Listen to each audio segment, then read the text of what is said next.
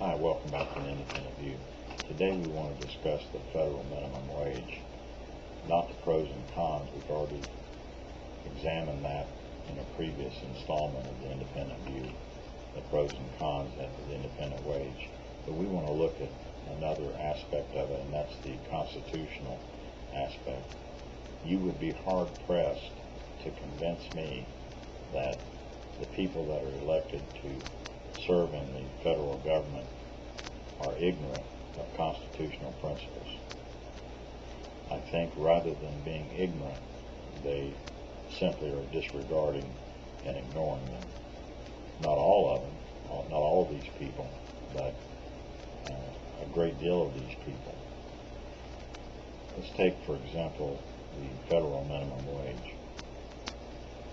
If you read the Constitution, you know that the rights or the powers that are not enumerated for the federal government are reserved for the states.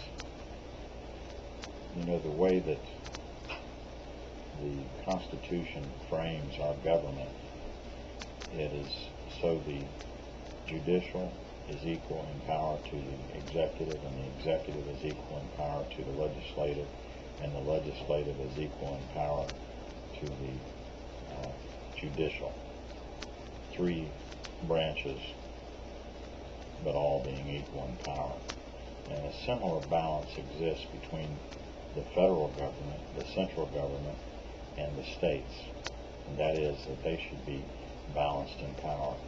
What we're seeing now, and is detrimental to the country, is that the federal government is becoming heavier, more heavily weighted in power than the states are.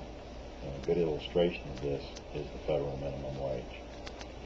The state in which I live recently, by amending the state constitution, the citizens, the voters of the state, established a new minimum wage.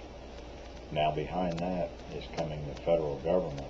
The House of Representatives, namely, just passed legislation, which is pending, to raise the federal minimum wage above that, which my state has already legislated by an effective referendum of the citizens. Now, let's think about that for a minute. You have a blanket requirement that everyone, every state that is, must adhere to, whether their local economies need this or not. They must raise the minimum wage to the federal level.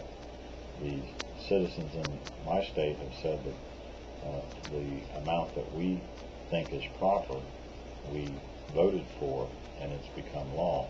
Now the federal government comes along and says that's not enough. We are going to decree that you must raise that federal minimum wage even higher. This is exactly opposite of what the framers of our Constitution envisioned. It is a assumption of states' rights by the federal government. Now let's look at it in a relative point, and that is, if the federal government has this right, that is to issue or legislate a blanket rule across all 50 states, then that means that they can also set a standard wage for garbage collectors across all 50 states.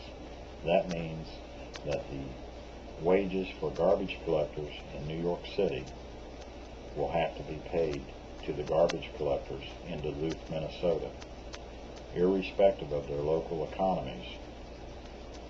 The federal government could do this, as they're doing with the federal minimum wage. It's not for the federal government to set a minimum wage. That is a right that belongs to the states. So this is what we're faced with. That's just but one example of our legislators ignoring constitutional principles. And I don't think that anyone that ignores that should be serving in such an important capacity. Let me know what you think.